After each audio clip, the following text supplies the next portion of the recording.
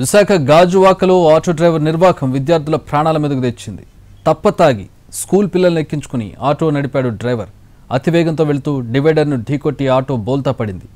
6 విద్యార్థులకు గాయాలయ్యాయి. Breath analyser టెస్ట్లో, ఆల్కహాల్ టెస్ట్లో ఆటో డ్రైవర్కు 550 పాయింట్లు వచ్చాయంటే అతను ఏ స్థాయిలో తాగున్నాడో అర్థమవుతోంది. దీంతో అతడు ఎంత తాగి ఆటో నడిపాడో అర్థమవుతుందంటూ స్థానికులు మండిపడుతూ ఉన్నారు. పిల్లలను కాపాడి ఆసుపత్రికి తరలించారు.